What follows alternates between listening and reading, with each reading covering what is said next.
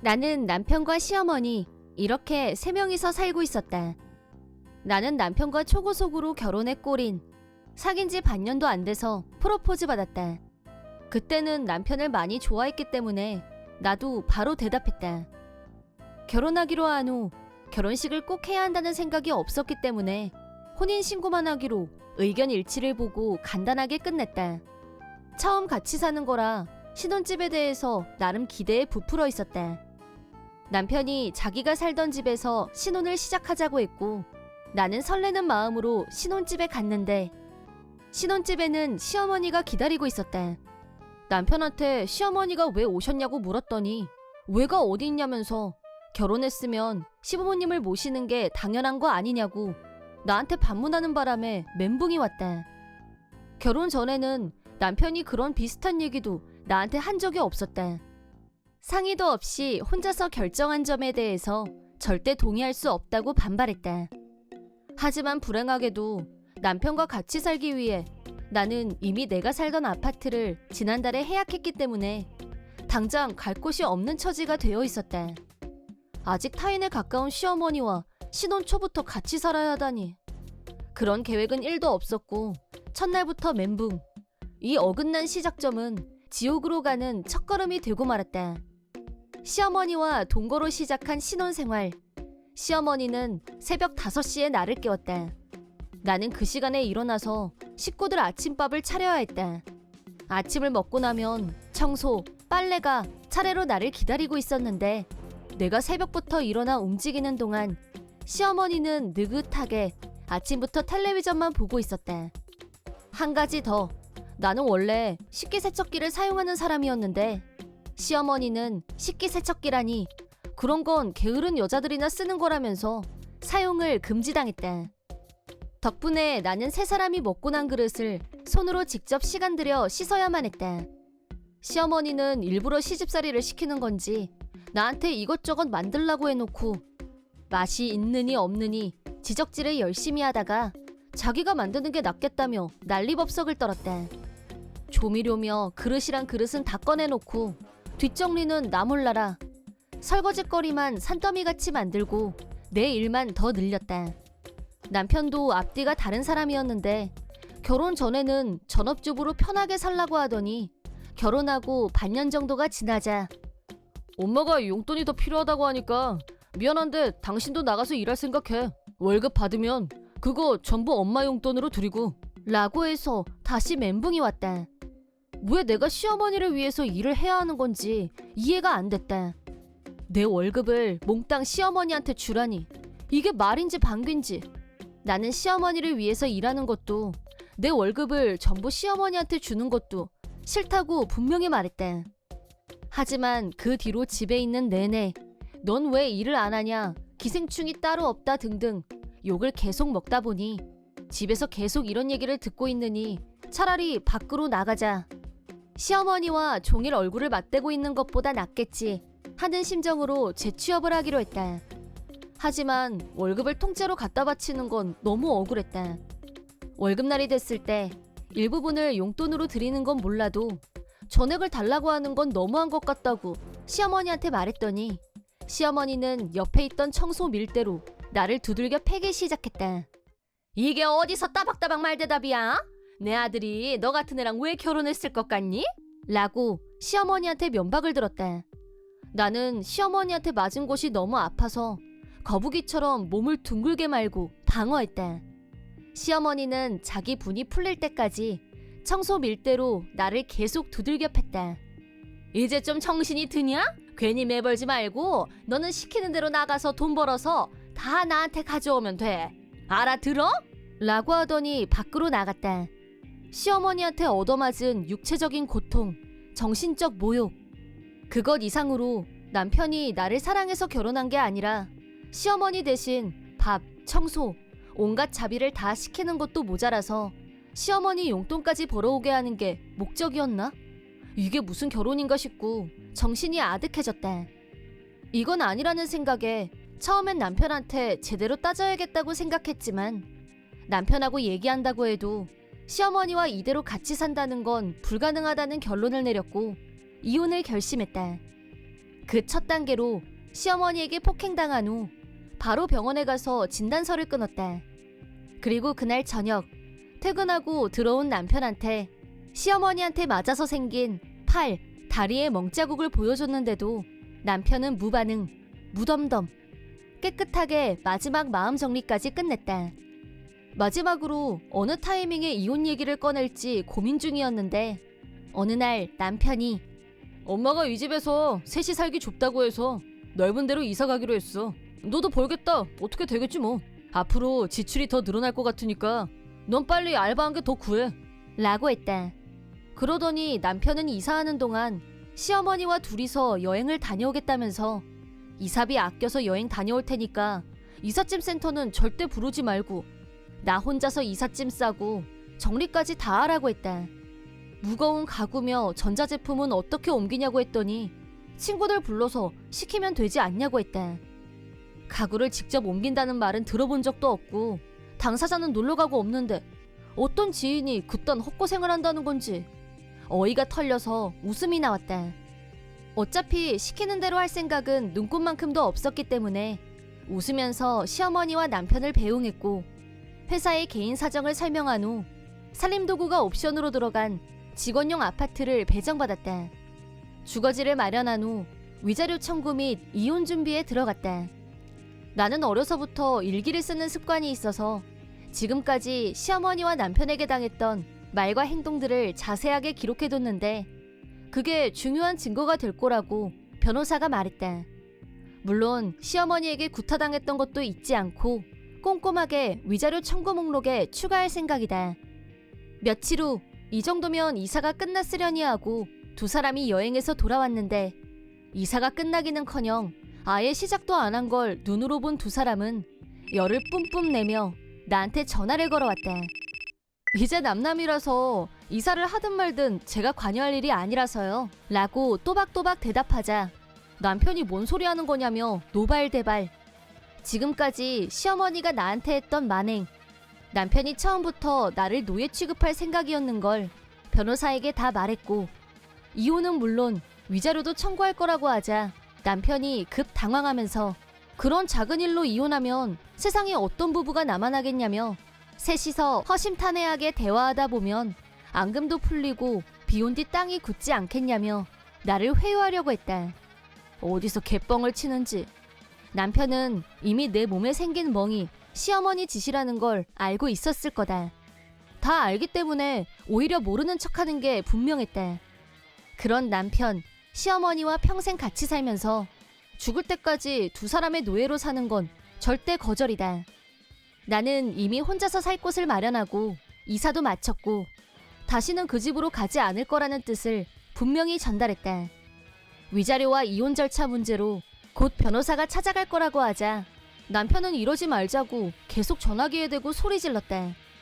내가 남편한테 순종적이었으니까 설마 내가 먼저 이혼하자고 하면서 이렇게 적극적으로 나올 줄은 꿈에도 몰랐을 거다. 내가 세게 나오자 갑자기 꼬리를 내렸지만 이미 때는 늦었다.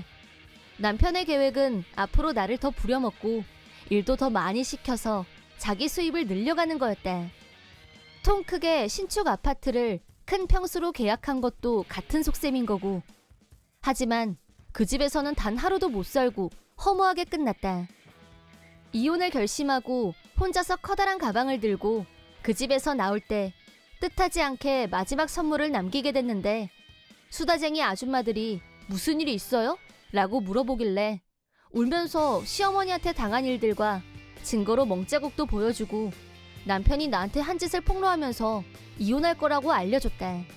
수다쟁이 아줌마들 덕분에 며칠 사이에 온 동네에 소문이 쫙 퍼졌고 시어머니는 며느리한테 폭력을 휘두른 인간 말종 딱지와 함께 따가운 눈총을 한 몸에 받게 됐다.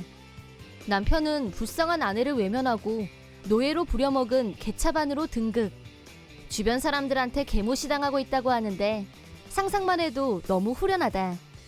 그동안 시어머니는 내가 일해서 번 내 월급을 자기 손에 쥐고 흥청망청 쓰면서 살았는데 내 월급 말고 자기 카드도 펑펑 쓰면서 카드 빚이 꽤 되는 모양이었다. 그런데 내가 남편과 이혼하면서 수입이 뚝 끊어지자 카드 빚을 메꾸지 못했고 남은 건 빚잔치뿐이었다. 사태가 심각해지자 남편은 한 번만 용서해줘. 엄마한테 다시는 너한테 손찌검하지 말라고 내가 단단히 교육시킬게. 내가 진짜 잘못했어. 그러니까 한 번만 기회를 더 주면 안 될까? 라고 음성 메시지가 남아있었지만 그딴 말에 속을 내가 아니었다. 얼마 후 남편과 시어머니에게 합당한 금액의 위자료를 청구했다. 이혼하고 남편에 대한 소문은 회사에까지 알려지게 됐다는데 상사가 알게 된 후 회사에 적합한 인간이 아니라는 딱지가 붙고 말았다. 거의 해고 직전 수준으로 창고 관리실로 인사 발령을 받았다고 한다. 이유는 모르겠지만 그 부서로 발령되면 반년도 안 돼서 정신과 치료를 받다가 퇴사하는 사람이 많다고 전에 얼핏 들었던 기억이 있다. 이번엔 남편이 그렇게 될 차례인가? 라는 느낌적인 느낌. 그렇게 돼도 난 눈 하나 깜짝 안 할 거다. 내 이름은 가정이 29살의 전업주부이다. 남편 진상남과 아들 시완이와 3명이서 살고 있다. 우리 집은 시댁과 가까운데 시댁에는 시부모님 2분이서 살고 계신다.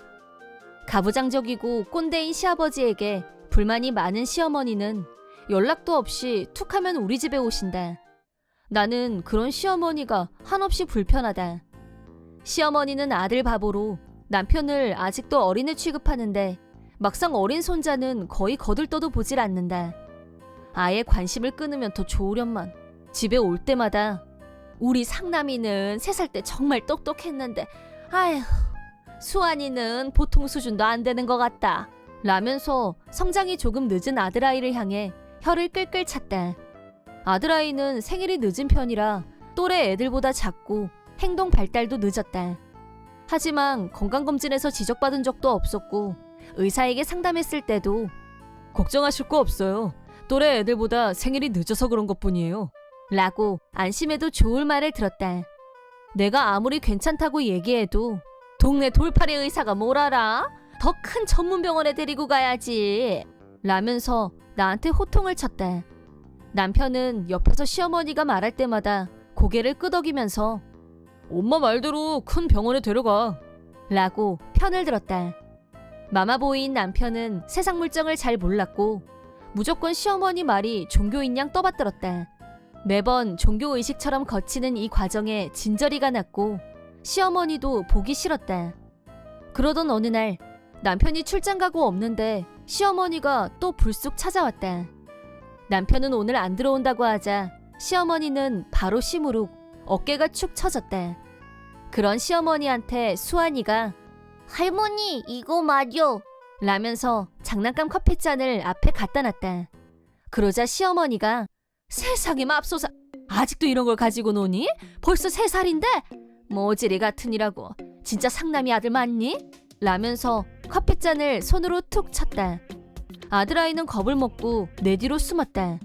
또래 애들보다 좀 작을 뿐이고요. 수환이는 아직 3살이에요. 애한테 제발 말 좀 가려서 하세요. 라고 나도 모르게 불만이 확 튀어나왔다. 시어머니도 감정적이 돼서는 상남이랑 비교해서 너무 차이가 나니까 한 말인데 뭐가 어쨌다고 난리야? 우리 집안에는 발달이 늦었던 사람은 하나도 없었다. 상남이 아니면 넌데 너 닮아서 애가 저 모양인 거지. 라며 흥분해서 막말을 했다. 막말도 정도가 있지. 어떻게 저런 수준의 말밖에 못하는지 비애가 느껴졌지만 울고 있는 아들을 달래주는 것 말고는 할 수 있는 게 없었다. 그런데 당하고만 있으려니까 분해서 제 아들보다 어머님 아들이 더 문제가 많거든요? 나는 남편이 얼마나 모자란 사람인지 예를 열거했다. 그러자 반박할 말을 못 찾았는지 얼굴이 불그락푸르락 하면서 나가버렸다. 다음날 출장에서 돌아온 남편에게 시어머니 문제에 대해 진지하게 얘기를 꺼냈다. 시어머니가 했던 막말을 그대로 옮기자 남편도 그 부분에서 표정이 바뀌는가 싶더니 실은 나도 어머니 생각에 동감이야. 그게 무슨 뜻이냐고 되묻자 수환이가 성장이 늦은 건 당신 책임이란 뜻이야. 나는 어렸을 때 진짜 똑똑했었어. 라며 목에 힘을 줬다. 그 말을 듣는 순간 나는 속으로 대체 어디가? 라고 소리쳤다. 왜냐하면 남편은 나이가 29살에 자그마치 가장인데도 업무 능력이 부족해서 정직원이 못 되고 임시직으로 일하고 있었다. 집에서도 모자라긴 마찬가지. 혼자서 뭘 끝까지 하는 게 없었다. 밥 먹고 설거지 한번 한 적이 없고 옷은 벗으면 그만 그 자리에 방치. 쓰레기는 방바닥에 아무렇게나 버리고 내가 말 안 하면 양치질도 안 하는 인간이 진상남이었다. 대체 이런 인간이 어려서 똑똑했다는 말을 어떻게 믿으라는 건지 어이 상실. 남편이 이렇게 모자란 건 시어머니가 그저 오냐오냐 키웠기 때문이라고 본다. 자기들 주제는 모르고 함부로 수환이와 나를 폄하하는 행위는 절대 용서할 수 없었다. 고민 끝에 나는 용기를 내서 시아버지를 찾아가 이 문제를 상의하기로 결심했다. 시아버지는 가부장적인 이 시대의 마지막 꼰대였지만 남편과 시어머니가 제일 무서워하는 사람이기도 했다. 그래서 그런지 시댁에서 단란하게 온 가족이 모인 적은 한 번도 없었던 것 같다. 또 내가 시아버지와 대화를 주고받는 것도 결혼식 이후 처음이었다. 미리 연락을 드리는 것부터가 엄청난 용기가 필요했다. 그리고 만약 시아버지가 시어머니, 남편과 똑같은 생각을 하고 있다면 이 작전은 100% 실패로 돌아갈 것이고 엄청난 후폭풍이 닥칠 것이다. 리스크가 너무 커서 실행하기가 어려웠지만 나는 남편과 이혼을 생각할 정도로 심각한 상황이었다. 모든 걸 각오한 후 연락을 드렸고 시어머니를 피해서 밖에서 만나기로 했다. 시아버지는 나한테 연락을 받고 매우 놀란 눈치였다. 갑자기 무슨 일이냐? 라고 물으셨다. 한편 내 옆에 있는 아들아이에게 온화한 미소를 지으시며 가까이 살면서도 태어날 때 보고 처음이구나. 많이 컸구나. 라고 하셨다. 수환이가 태어났을 때 시아버지는 병원에 오셨지만 아무 말도 안 하고 아들아이 얼굴만 보고 그냥 가셨다. 나는 아이를 별로 안 좋아하시는 줄 알고 일부러 시아버지한테 아들아이를 안 데리고 갔었는데 그게 아니었나? 어렵게 시아버지를 뵙자고 한 이유를 말씀드렸더니 시아버지의 표정이 갑자기 어두워졌다. 한참이 지나서 입을 뗀 시아버지는 네 시어머니가 정이 네가 나를 불편하다고 했다면서 수환이도 안 보여주고 싶어 한다는 말을 들었었다. 라고 나도 모르는 얘기를 하셨다. 나는 그런 말을 한 적이 없었고 시어머니가 중간에서 그러고 있는 줄도 몰랐다. 내가 지금까지 수환이를 데리고 가지 않은 건 남편이 우리 아버지는 만나면 불편하니까 넌 안 가도 돼. 라고 했기 때문이었다. 일단 팩트를 정리해드리자 시아버지는 분노로 표정이 일그러졌다. 네 시어머니랑 남편이 해서는 안 되는 말로 상처를 줬구나. 미안하다. 라고 하셨다. 마지막에 아들아이 뺨을 어루만지면서 다음에 또 보자. 라고 하고 자리에서 일어나셨다. 그날 저녁 평소보다 늦게 온 남편은 거실에 들어오자마자 너 아버지 만났어? 라며 버럭 소리를 질렀다. 내가 고개를 끄덕이자 남편이 갑자기 정색을 하더니 왜 쓸데없는 짓을 하고 난리야? 너 때문에 엄마가 집에서 쫓겨났어. 알아? 라고 소리쳤다. 남편 말을 들어보니 나를 만나고 나서 시아버지는 바로 남편을 퇴근 후 집으로 불렀고 시어머니와 같이 앉혀놓고 설교를 시작했다고 한다. 알고 보니 상식 있는 분이었던 시아버지는 두 사람의 막말을 지적하며 격노하셨고 시어머니한테 이혼을 요구하셨다. 정작 상식 없는 행동으로 주변에서 욕을 먹어온 사람은 시어머니와 남편이었고 그 일이 시아버지 귀에 안 들어가게 막는데 필사적이었던 거였다.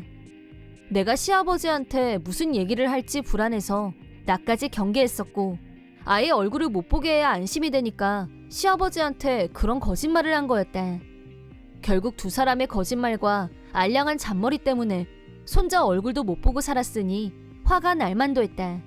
시아버지한테 혼나고 나한테 분풀이하는 남편한테 오만정이 다 떨어졌다. 됐고 이혼하자. 수환이 데리고 나갈 거니까 그렇게 알아. 라고 하고 짐을 챙겼다. 남편은 전업주부가 이혼이 쉽냐? 괜히 겁주려고 하는 말인 거 내가 모를까봐 수환이도 데리고 나가게? 네 마음대로 해. 저 모자란 애는 어차피 내 핏줄도 아니야. 라고 했다. 그 순간 그래도 애 아빠니까 라고 생각했던 눈꽃만큼의 남은 정이 확 사라졌다. 자기 자식을 저렇게까지 함부로 말하는 사람하곤 이혼 말고 다른 선택은 있을 수 없었다. 그렇게 생각한 나는 아들아이를 데리고 미련 없이 집에서 나왔다. 친정에 가서 사정을 말씀드리자 화가 난 아빠가 시댁에 전화했다. 시아버지께 이혼하기로 했다고 말씀드리자 제 자식이 못나서 정말 입이 10개여도 드릴 말씀이 없습니다. 위자료로 재산 분할 없이 저금은 며느리에게 양도하라고 하겠습니다. 제가 책임지고 매달 양육비도 꼭 보내게 하겠습니다. 라고 약속하셨다. 그 후 이혼 서류를 남편한테 우편으로 보냈는데 헐레벌떡 친정으로 달려왔다. 당장 나가라고 화내는 나와 친정 부모님 앞에서 무릎을 꿇더니 잘못했습니다. 수환이 성장 얘기는 절대 다시는 입에 올리지 않겠습니다. 이대로 가다가는 아버지한테 완전히 손절당할 것 같아요. 라면서 계속 머리를 조아렸다. 하지만 이미 늦었고 나도 부모님도 받아들이지 않았다. 자기 아들에게 애정이 없는 아빠라면 차라리 없는 게 낫다. 이게 내 대답이다. 라고 알려주고 내보냈다. 남편은 시아버지에게 엄청나게 깨졌는지 장문의 사죄 편지를 라인으로 보내왔다. 아무리 그래도 내 마음은 변하지 않았고 빨리 이혼 서류에 사인하라고 재촉했다.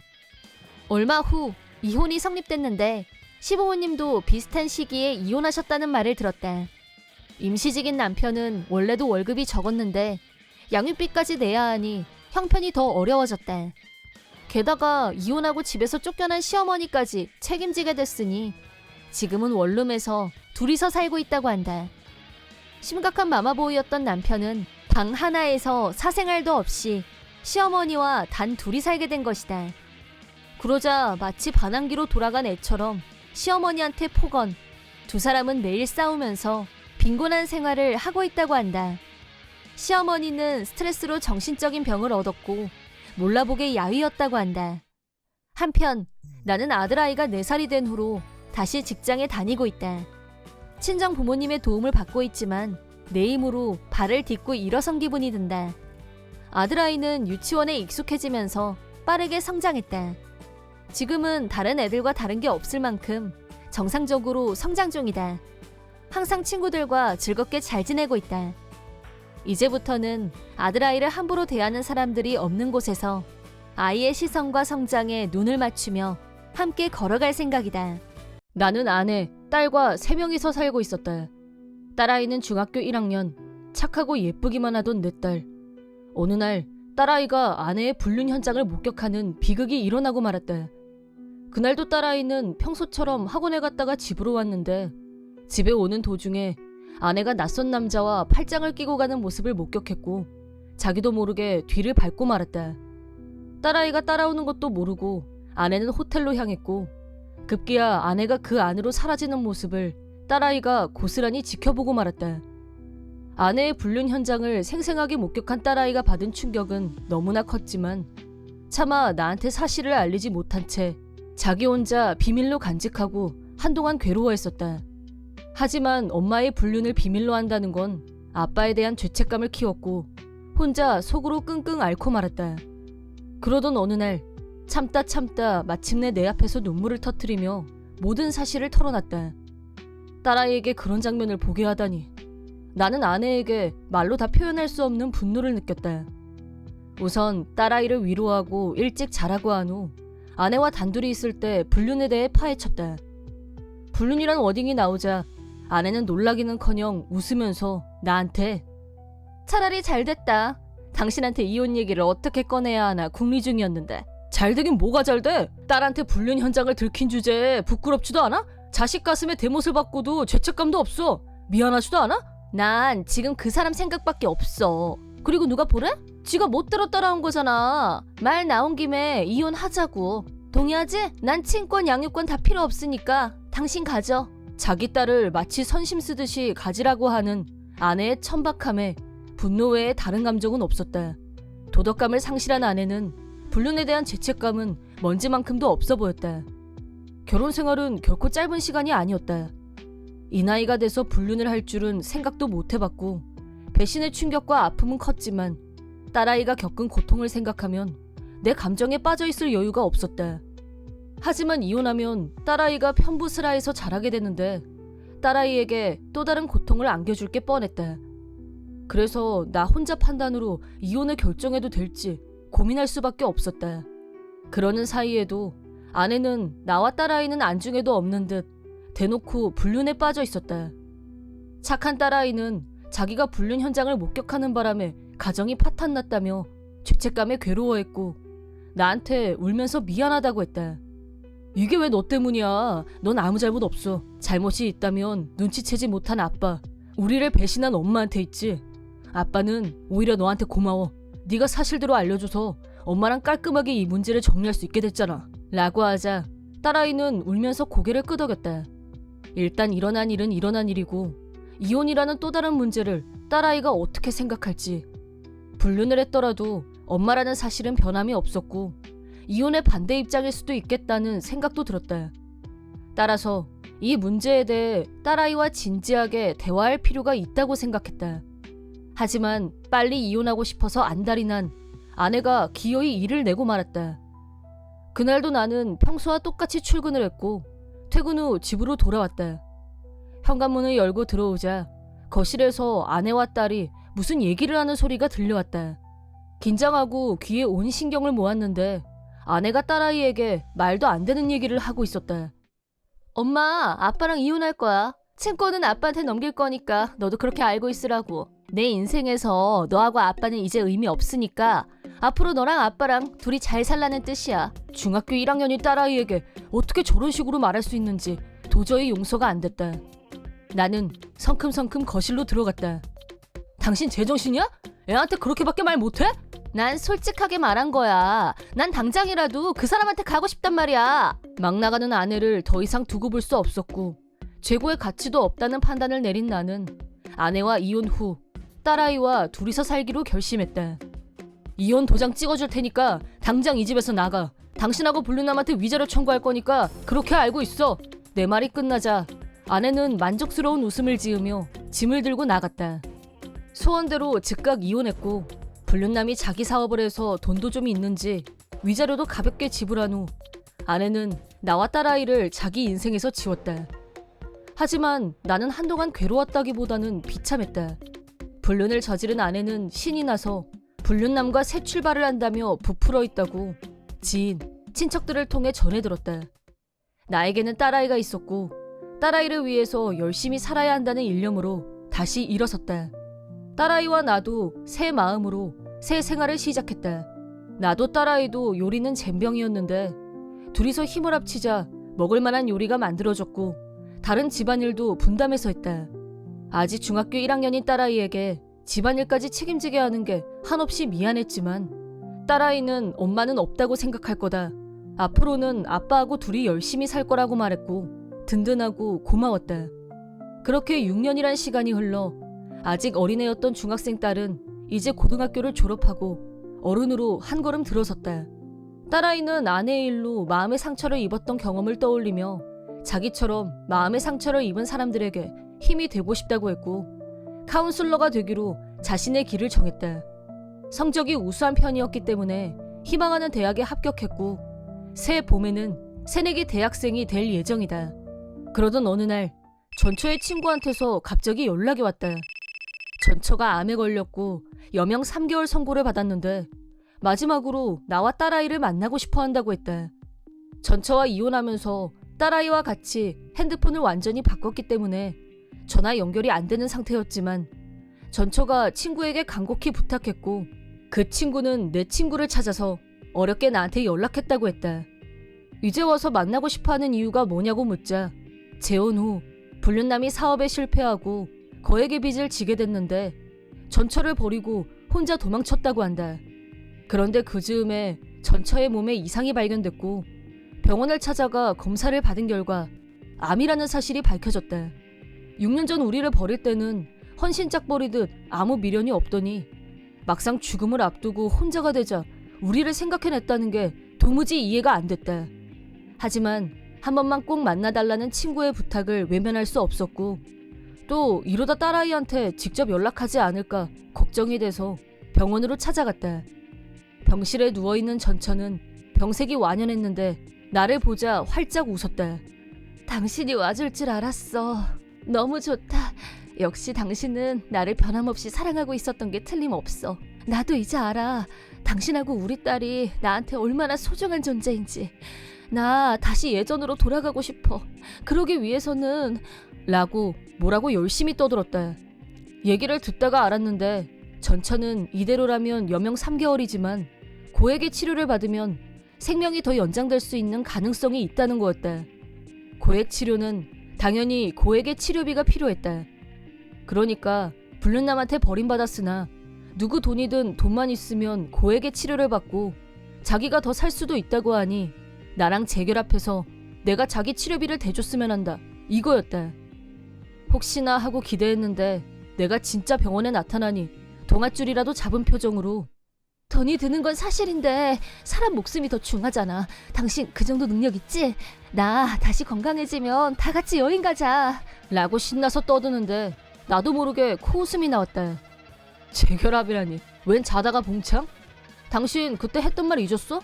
나랑 딸아이는 당신 인생에서 필요 없다고 분명히 말했지? 우리 인생에도 이제 당신은 필요 없는 존재야. 내가 손절 선언을 하자 전처는 당신이 돈만 좀 대주면 내가 더 살 수 있다잖아 라면서 자기가 못 사는 게 내 탓이냥 화를 내길래 내가 지금 어떻게 살고 있는지 똑똑히 가르쳐줬다. 난 아내가 있는 몸이야. 그러자 전처는 엥? 순간 표정이 돌처럼 굳었다. 실은 지난 6년 사이 나에게는 새로운 만남이 있었고 재혼도 했다. 재혼에 앞서서 딸아이한테도 새엄마 될 사람을 소개했는데 딸아이도 호감을 나타냈고 화기애애한 분위기 속에서 재혼에 성공했다. 현타가 왔는지 아내는 병색이 더 깊어진 얼굴로 그럼 나는 이제 어떡해? 내 치료비는? 라고 매달리길래 그거야 나도 모르지. 나랑은 이혼했고 서로 상관없는 사람들이니까 라고 하자 펑펑 울면서 나 좀 살려줘 죽기 싫어 어쩌고 징징거렸지만 나는 아무런 감정도 일어나지 않았다. 그리고 3개월 후 여명 선고대로 전처는 눈을 감았다. 마지막까지 죽기 싫다는 말만 반복했다는데 돈이 없는 아내는 원하는 치료를 받을 수 없었다. 괴로워하고 원망하다 죽었다고 한다. 나는 슬프지도 동정하지도 않았다. 모든 것은 본인이 선택한 결과였을 뿐이니까. 내 이름은 이지영. 지극히 평범한 26살의 주부이다. 남편 성실함과는 동갑이자 사내 커플로 2년 전에 결혼해서 지금까지 잘 살고 있다. 결혼 후에는 전업주부로 남편 내조에 힘쓰고 있지만 남편은 항상 나를 위해주고 쉬는 날에는 집안일도 잘 돕는 자상한 사람이다. 착하고 자상한 남편에게는 아무 불만이 없다. 하지만 그런 나에게도 딱 한 가지 심각한 고민이 있다. 그건 시동생 부부와 관련된 고민이다. 시동생은 최근에 혼인신고를 마쳤는데 나한테는 동서가 되는 한심애를 동반하고 시댁에 자주 오는 편이다. 나도 시부모님과 사이가 좋은 편이라 시댁을 자주 찾아뵙고 있는데 문제는 동서와 벌써부터 성격이 안 맞아서 만날 때마다 불쾌지수가 정립된다는 점이다. 한심애는 시부모님 앞에서는 세상 참하고 점수를 따려고 온갖 아양을 다 부리는데 나랑 둘이 있을 때는 180도 완전 딴 사람으로 돌변한다. 동서의 첫 번째 특징은 돈을 엄청 밝힌다는 점이다. 나랑 둘만 있을 때는 결혼 선물, 축의금 어쩌고 하면서 바라는 게 너무 많았다. 결혼식이 정해지면 말 안 해도 축의금을 낼 거고 결혼 선물은 이미 시동생을 통해서 남편이 전달한 지 오래다. 그런데 나한테 이 가방 예쁘죠? 제 결혼 선물로 사주시면 안 돼요? 라고 하길래 단번에 거절했다. 너무 속이 좁으시다. 나 이거 꼭 받고 싶은데 라면서 대놓고 강요. 처음엔 철이 없다고 생각하고 그냥 무시했지만 어느 날 도저히 용서할 수 없는 사태가 발생했다. 시아버지 생신에 시댁에 가자 시동생 부부가 먼저 와 있었다. 한심애는 늘 하던 대로 어머님 갈비찜 너무 맛있어요. 저 비법 좀 가르쳐주세요. 라고 콧소리, 아양을 세트로 발사했다. 그러다 밥 먹다가 입맛이 떨어진 나를 흘끔 보더니 어머 형님 잠깐 시간 괜찮죠? 제가 깜빡하고 안 사온 게 있는데 마트까지 같이 좀 가주실 수 있어요? 라고 했다. 같이 가고 싶은 마음은 1도 없었지만 둘이만 있는 것도 아니고 온 식구가 보는 앞에서 싫다고 할 수도 없고 울며 겨자 먹기로 신발을 신었다. 밖으로 나오자 한심애는 제 선물 언제 주실 거예요? 라고 들이댔다. 이미 예상했던 일이고 실은 나는 선물로 가방을 준비해왔다. 마트 갔다가 집에 가서 줄게. 라고 하고 방긋 웃어줬다. 그러자 한심애는 대박! 명품 가방 생겼다! 라며 좋아 죽었다. 시댁으로 돌아와서 온 식구가 보는 앞에서 한심애에게 선물을 전해줬다. 한심애는 잔뜩 기대하는 눈빛으로 상자를 열었고 가방을 꺼낸 순간 미간에 주름살이 접히면서 나를 째려봤다. 나도 없는 명품백을 한심애에게 사줄 마음도 형편도 안 되는 전업주부인 나는 자신 있는 미싱을 이용해서 핸드메이드 가방을 선물하기로 했다. 결혼 선물은 이미 했지만 이건 일종의 내 마음 표시인 걸로 해서 나름 정성 들여 만들었다. 시부모님과 남편은 가방을 보더니 우와, 진짜 잘 만들었다. 당신 프로네. 라며 칭찬했지만 받는 사람인 한심애는 식구들 앞인 것도 있고 큰 소리로 누가 이딴 촌스러운 천조가리 가방 만들어달라고 했어. 지금 장난해? 내가 사진 다 보여줬잖아. 명품백. 난 이딴 거 필요 없어. 라고 본색을 드러내고 말았다. 그 순간 시어머니가 너 그걸 말이라고 하니? 당장 지영이한테 사과해. 손윗동서한테 무슨 망발이야? 라며 경로. 한심애는 아차 하는 얼굴로 다시 표정을 바꾸고 죄송해요, 형님. 라며 사과했다. 예상치 못했던 한심애의 가면을 벗기고 나니 만족감과 시원함을 동시에 느꼈다. 그리고 2달 정도가 지났다. 시댁에는 시아버지 생일 이후 한 번도 안 갔고 시동생 부부와도 볼 일이 없었는데 남편은 한심애의 본성을 알고 난 후 이제 걔들하고는 얼굴도 보기 싫어. 라고 하면서 시동생 부부를 기피했다. 그러던 어느 날 시어머니한테 전화가 걸려왔다. 시어머니는 뜬금없이 내일 모레 결혼식에 나랑 같이 가자 라고 하셨다. 내가 네? 전 그런 얘기 못 들었는데요? 라고 하자 이틀 후가 시동생 부부 결혼식이라고 말씀하셔서 깜짝 놀랐다. 우리한테는 청첩장도 안 오고 연락도 없어서 몰랐다고 하자 시어머니는 시동생한테 확인해보겠다며 전화를 끊었다. 얼마 후 이번에는 초인종이 울렸다. 문을 열어보니 한심애가 서 있었다. 한심애는 나한테 청첩장 보내는 거 그만 깜빡했어요. 그래도 저희 결혼식에 오실 거죠? 라고 했다. 갑자기 와서 결혼식에 오라고 하는데 아무 준비도 안 되어 있고 옷도 변변한 게 없어서 못 갈 것 같다고 하자 한심애가 신랑형 부부가 결석이라니 상식적으로 그게 말이 돼요? 라면서 마치 내가 상식도 없는 사람인 것처럼 펄펄 뛰었다. 겨우 이틀 남기고 결혼식이라고 하면 사정이 안 돼서 못 갈 수도 있는 거 아니야? 라고 하자 예외적 상황도 있는 거지. 결석할 거면 캔슬비 내요. 라고 화를 내면서 돈을 요구했다. 길게 대화할 상대가 아닌 건 예전부터 알고 있었고 남편한테 연락했다. 남편은 일하는 중이었는데도 집으로 오겠다고 했다. 남편을 기다리는 동안에도 한심애는 축의금도 내고 캔슬비도 따로 내야 되는 거 알죠? 라면서 난리를 쳤다. 드디어 남편이 집에 왔고 현재 상황을 설명하자 한심애는 제가 청첩장을 깜빡하고 못 보냈다고 해서 결혼식에 못 오겠다는 건 상식에 어긋나지 않아요? 캔슬비까지 주겠다고 할 때까지 저도 양보 못해요. 라며 아예 움직일 생각을 안 했다. 그러자 남편이 자기 핸드폰을 한심애에게 보여주면서 지금까지 한 얘기 동생한테 다 들려줬어요.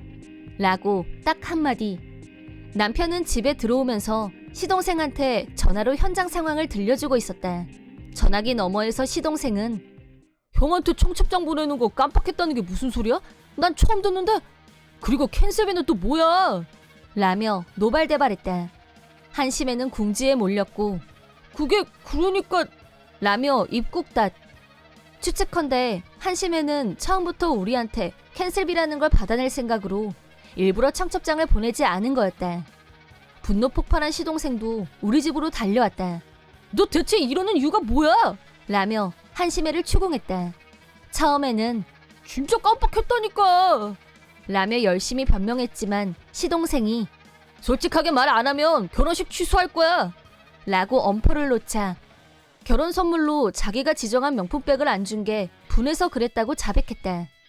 그러자 시동생은 한심하다는 눈빛으로 너랑은 아무래도 힘들 것 같다. 라고 심각하게 말했다. 전부터 시동생은 한심의 금전 감각에 대해 불만이 있었는데 결혼식이 가까워오면서 정말 이게 맞는 선택일까? 라는 의문을 계속 갖고 있었다고 한다. 그 가운데 다시 한번 한심의 인간 됨됨이를 확인하면서 시동생은 결혼식을 취소하고 이혼할 결심을 했다. 결혼식을 이틀 남기고 뒤집혔다. 갑자기 결혼식 취소라는 말을 듣고 흥분한 한심의 부모님이 시댁으로 쳐들어왔고 나와 남편이 직접 두 분에게 존재하지도 않는 캔슬비를 받아내려고 수작을 벌인 게 발단이 됐다고 설명했다. 그러자 한심의 부모님은 바로 태도를 바꿔서 제 딸이 부족해서 그렇습니다. 죄송합니다. 라고 사과. 예전부터 돈 때문에 트러블이 많았었다고 솔직하게 털어놓으셨다. 나와 남편은 이번 일의 책임은 한심에게 있으니 결혼식 캔슬비는 본인이 부담하는 게 마땅한 것 같다고 하자 반드시 그렇게 하겠다고 말씀하셨다. 그 후 시동생 부부는 정말 이혼했고 결혼식 캔슬 비용은 한심애가 전적으로 부담하게 됐다. 한심애는 결과를 받아들이지 못했고 소용돌이가 다 지나간 후에도 내 돈 내놔 라며 난동을 부렸다. 나한테도 끈질기게 연락을 해왔는데 당신들 부부 때문에 이혼했으니까 결혼식 비용은 당신들이 내야지 라며 괴롭혔기 때문에 어쩔 수 없이 경찰을 찾아가게 됐다. 한심애는 경찰에서 공갈 협박에 대한 엄중 경고를 받고 나서야 겨우 조용해졌다. 돈 내놓으라는 협박 전화도 뚝 끊어졌다. 듣자 하니 한심애는 결혼식 취소 비용 2천만 원을 대출받아서 갚았다고 한다. 이혼 후에는 친정에 들어가 살면서 빚을 갚느라 허덕이고 있다는데 돈을 벌려고 술집에 나갔다고 한다. 그런데 거기서도 금전 문제로 시비가 일어났고 고객이 고소하는 바람에 결국 사기죄로 체포됐다고 한다. 그 사실을 알게 된 시동생은 이혼하길 천만다행이라고 말했다. 시동생은 이혼하고 5년 후 다른 좋은 사람을 만나 지금은 아주 행복하게 살고 있다. 첫 번째 실패를 경험으로 연애를 신중하게 생각하게 된 덕분에 재혼 상대는 착하고 야무진 여자를 만난 걸 보고 비로소 안심했다. 나도 새 동서와는 사이좋게 잘 지낼 수 있을 것 같은 느낌이다. 남편도 시동생이 이제야 제 짝을 만난 것 같다며 기뻐하고 있다. 앞으로는 시댁에서 온 가족이 모이는 게 즐거운 행사가 될 것 같다. 예전 같은 악몽은 다시는 없을 거라고 믿는다. 요즘은 시댁에 가는 게 어찌나 마음이 가벼운지 이런 것도 다 행복이란 생각이 든다. 나는 고향에서 올라와 혼자 살고 있는데 어느 날 부모님한테서 언니가 이혼하고 집으로 왔다는 말을 들었다. 형부와는 줄곧 사이가 좋은 줄로만 알았는데 갑자기 난데없이 이혼이라니 전혀 이유가 짐작이 가지 않았다. 하지만 부부 사이의 일은 다른 사람이 알 수 없는 무언가가 있으려니 하고 굳이 캐묻지 않기로 했다. 그러던 어느 날 갑자기 이혼한 형부한테서 연락이 왔다. 이혼하기 전에는 나도 형부와 사이가 좋았고 셋이서 밖에서 만나서 외식을 한 적도 많았다.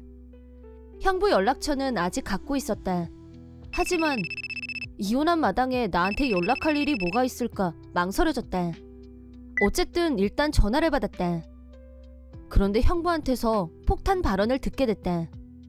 이혼한 이유가 언니의 불륜이었고 언니한테서 위자료를 아직 못 받았다는 거였다. 언니한테 몇 번이나 연락했지만 하도 연락이 안 돼서 할 수 없이 나한테 전화한 거라고 했다. 언니가 불륜이라니 전혀 믿기지 않았고 너무 놀라서 형부한테 사실이냐고 다시 되물을 정도였다. 형부는 사실이라고 강조하면서 빨리 위자료를 입금하라고 전해달라고 했다. 금액은 자그마치 5천만 원. 우리 언니 같은 사람이 그럴 리가 없다고 생각했지만 만약 형부 말이 사실이라면 언니가 위자료를 주는 건 당연한 의무였다. 다음날 먼저 부모님한테 전화를 걸어서 내가 들은 말이 맞는지 물어봤다. 그러자 이번에는 부모님한테서 폭탄 발언을 듣고 말았다. 부모님 말씀으로는 언니는 절대 불륜을 저지른 적이 없고 지금 언니는 우울증 때문에 정신과 치료를 받고 있다고 했다. 형부와 부모님이 전혀 다른 말을 하고 있어서 대체 어느 쪽 말이 맞는 건지 혼란이 왔다. 조심스럽긴 했지만 당사자에게 묻는 게 가장 좋을 것 같았다. 그러자 언니한테 들은 말이 가장 경악스러웠다.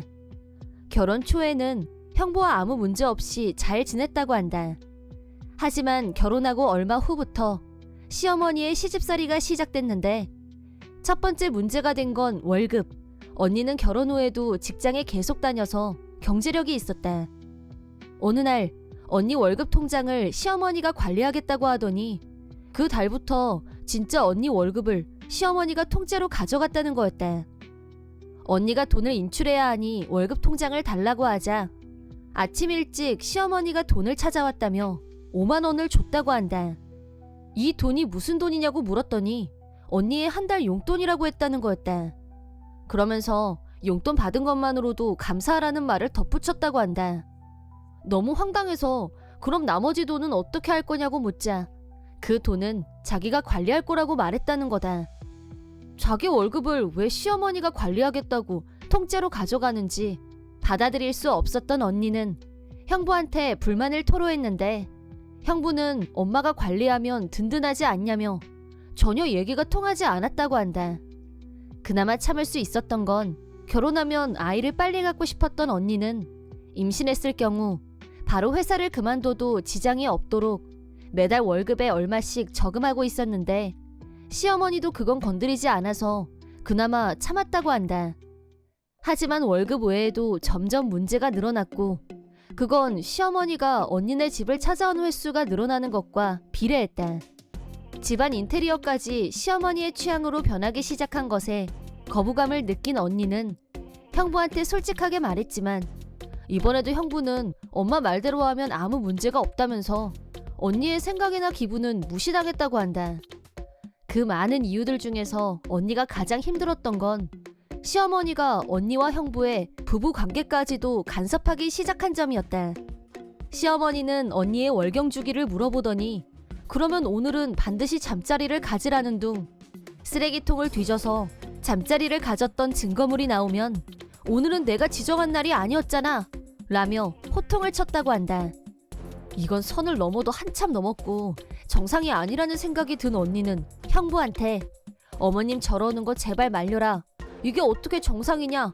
라고 하자 형부가 갑자기 딴 사람으로 변해서 언니를 때렸다. 네가 뭔데? 너 지금 우리 엄마한테 비정상이라고 욕했냐? 라며 언니한테 폭행을 했다고 한다. 그렇게 한번 손찌검을 시작한 형부는 언니가 시어머니에 대해 불만을 나타내면 어김없이 폭력을 휘둘렀고 공포와 스트레스로 언니는 밥도 먹을 수 없게 됐다. 그러던 어느 날 거래처에 업무 때문에 갔다가 쓰러졌다고 한다. 긴급 상황이 발생했지만 같이 동행했던 동료가 언니를 부축해서 회사로 왔고 걱정된다면서 집까지 데려다 줬다고 한다. 그런데 형부가 그 장면을 목격했고 불같이 화를 내면서 또 폭력을 휘둘렀다. 그 남자와 불륜이라고 오해하고 난리를 쳐서 이혼한 거란 말을 듣고 나니 형부가 한 말과 달라도 너무 달랐고 인간 쓰레기들한테 언니가 당한 걸 생각하니 속이 뒤집혀서 말이 안 나왔다. 폭력을 견디다 못한 언니는 이대로 가다가는 죽을 수도 있다는 생각에 형부한테서 도망치기로 결심했다고 한다. 그때 생각난 게 시어머니한테 월급은 맡겼지만 장래 아이를 위해서 저금했던 돈이 있었고 아이가 태어날 일은 없을 것 같으니 그 돈을 찾자 하고 은행으로 갔는데 통장에 돈이 한 푼도 없었다고 한다. 그래서 시어머니한테 따졌더니 시어머니는 천연덕스럽게 내가 불철주야. 부족한 너를 위해서 얼마나 알뜰살뜰 챙기고 있는지 너도 모르지 않을 거다. 내가 너 때문에 이렇게 몸살이지 않고 애쓰는데 내가 그 정도 돈도 못 쓰니? 라는 뻔뻔한 모습에 완전히 절망한 언니는 빈털터리로 울면서 집으로 왔다고 한다. 언니의 몸을 살펴보니 형부한테 맞아서 생긴 멍자국이 몇 군데 발견됐다. 눈으로 언니가 당한 고통을 확인하니 형부를 절대 용서할 수 없었다. 언니는 위자료 얘기를 꺼내면 이혼 안 해주겠다고 버틸 것 같은 생각이 들어서 아예 위자료 얘기는 꺼내지도 않고 이혼한 모양인데 그건 너무 억울하다는 생각이 들었다. 언니가 못하겠다면 내가 나서서라도 그 두 사람에게 합당한 벌을 받게 해야겠다고 결심했다. 먼저 언니를 설득해서 병원에 가서 진단서를 뗐다. 며칠 후 혼자서 형부를 만나기 위해 전화를 걸었다. 전화를 받은 형부는 위자료 주려고 그러냐면서 기분 좋게 약속 장소로 나왔다. 자리에 앉자마자 돈부터 내놓으라고 하는 형부한테 언니의 진단서를 보여줬다. 위자료를 낼 사람은 그쪽인 것 같은데요? 언니 월급 횡령한 거랑 폭력 휘두른 것까지 모두 합쳐서 변호사한테 의뢰했다는 말 하려고 불렀어요. 증거도 명백하고 언니 회사 직원 중에 증언해주겠다는 사람도 있으니까 빠져나가기 힘들 거예요. 무슨 개소리야. 네 언니가 바람 피운 건 어쩔 건데? 그건 불륜이 아니라 그쪽이 언니를 괴롭혀서 회사에서 쓰러졌을 때 우연히 옆에 있다가 도와주게 된 것뿐이에요. 지금까지는 언니가 지옥에서 살았지만 이제부터는 당신들이 지옥에 가게 될 거야. 각오해. 그러자 형부는 얼굴이 창백하게 변했다. 저제 좀 흥분했네. 차라리 이혼을 없던 걸로 할게. 부부 사이의 일은 옆에서 처제 같은 사람이 참견하고 그럴 자격은 없잖아. 언니한테 대신 전해. 집으로 다시 와도 된다고. 내가 우리 엄마한테도 잘 얘기해둘 테니까 걱정하지 말라고 하고. 뭐래니? 누구 마음대로 이혼을 반복해. 지금 그 얘기가 아니거든? 우리 언니 지금 우울증 때문에 정신과 치료받고 있어. 언니가 그렇게 된 건 당신네 인간 쓰레기들 때문인데 거길 다시 돌려보낼 것 같아? 이제부터 당신들한테 벌이 내려질 거야. 진짜 쇼는 이제부터야. 야, 내가 지금 불륜도 용서하겠다고 하는데 너 어른한테 태도가 그게 뭐야? 까불지 마. 형부도 제법 성질을 냈지만 그러거나 말거나 내 할 말만 하고 나와버렸다. 그 후 아빠가 소개한 변호사를 통해서 형부와 그 모친에게 총 7천만 원의 위자료를 청구했다. 법원에서 결정된 금액을 본 그 모친은 나더러 왜 이런 돈을 내라는 거야? 지들이 뭔데? 라면서 결정에 불복하는 태도를 보였지만 언니 월급을 가로채서 그 돈을 자기 마음대로 써버린 건 물론이고 사생활에 깊숙이 간섭한 것 역시 위자료를 청구할 이유가 된다는 사실. 형부가 자진해서 곱게 그 돈을 줄 것 같지 않았기 때문에 직장으로 내용 증명을 보냈다. 그러자 그동안 형부는 언니 때문에 이혼한 것처럼 주변에 떠들고 다녔는데 사실과 다르다는 게 밝혀졌을 뿐 아니라 인간 말종으로 등극, 완전히 고립됐다. 하지만 위자료를 내야 하기 때문에 사표는 쓸 수 없었다. 지금은 따가운 눈총을 받으며 바늘방석에 앉은 심정으로 출근하고 있다는데 앞으로 매일매일이 지옥일 것이다. 전 시어머니는 수중엔 돈이 없고 집이며 차를 팔거나 아님 일을 하거나 둘 중에 하나를 선택해야 했다. 일하는 쪽을 선택하긴 했지만 겨우 들어간 곳에서도 일머리가 없어서 자기보다 한참 어린 사람들한테 매일 욕을 먹고 있다고 한다. 고액의 위자료를 갚기 위해 앞으로 꽤 오랫동안 두 사람이 절대 벗어날 수 없는 지옥에서 살게 될 거라고 생각하니 분이 좀 풀리는 것 같다. 소송은 내가 주도했지만 위자료는 모두 언니에게 돌아가게 해놨다.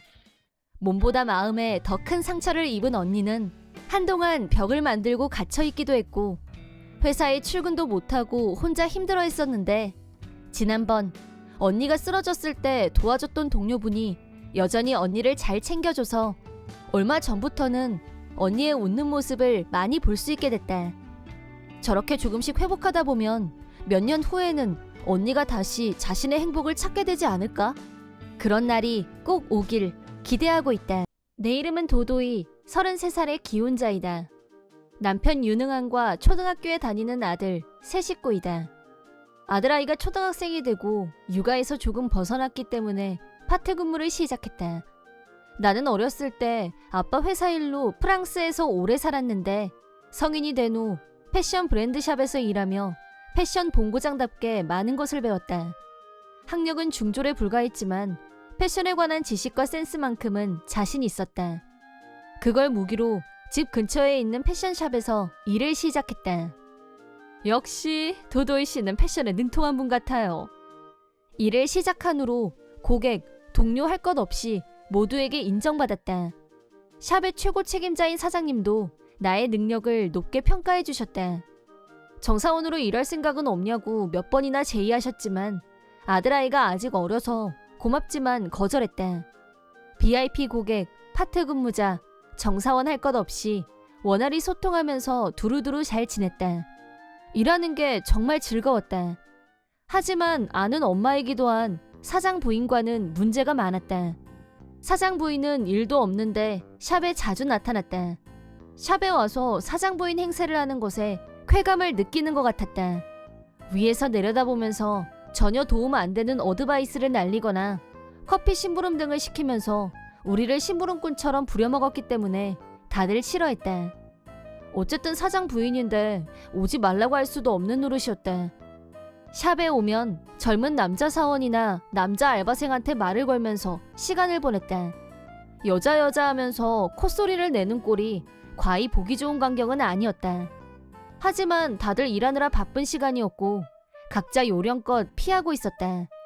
한편 나는 남자 직원들한테도 신뢰받고 있었다.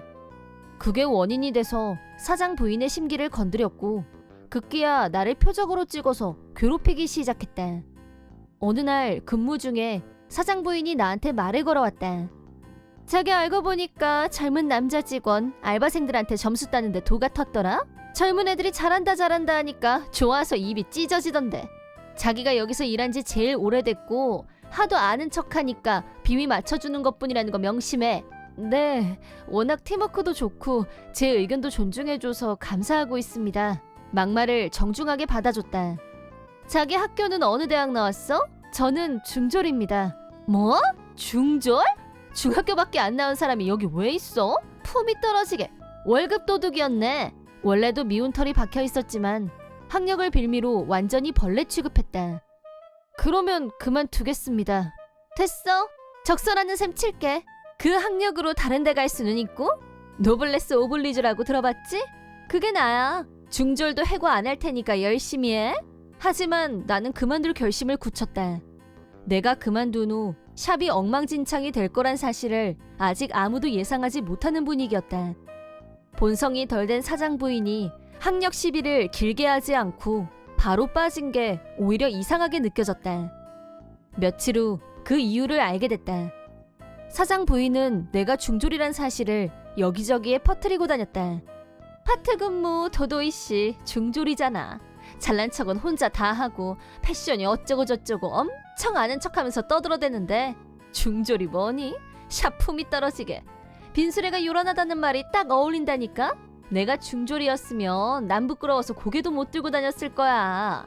나 들으라고 하는 듯 커다란 소리로 아무나 붙잡고 그 얘기만 계속했다.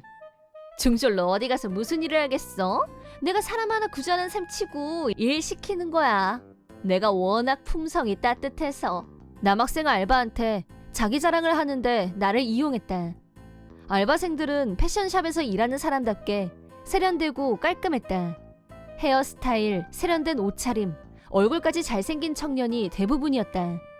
나는 인류대 출신이라 누구랑은 차원이 달라. 자기 자랑에 여념이 없는 사장 부인, 곤혹스러워하는 남자 직원이며 고객들의 시선을 인류대 출신 부인은 전혀 감지하지 못하는 것 같았다.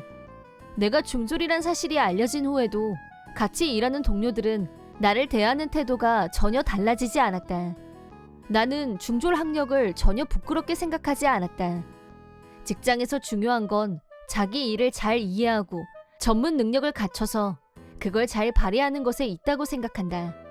하지만 학력을 꼬투리 잡아서 중졸 노래를 부르고 다니는 사장 부인에게 화가 났다. 어느 날 한참 접객 중이었는데 사장 부인이 갑자기 말을 걸었다. 중졸자가 그렇게 잘난 척하면서 접객을 하면 쓰겠어? 자기 때문에 우리 샵에 중졸에 루저들만 있는 줄 알 거 아니야. 중졸이면 주제를 알고 창고에 박혀서 청소나 해야지. 접객은 머리 좋고 유능한 대학생이나 사원들한테 맡기고. 사모님, 그런 게 아닙니다. 이 고객분은 저를 지명하셨고요. 코디네이터에 대해 어드바이스를 부탁하셨어요. 또 착각하네. 하는 일 없이 멍청하게 넋놓고 있으니까 말 걸은 거겠지.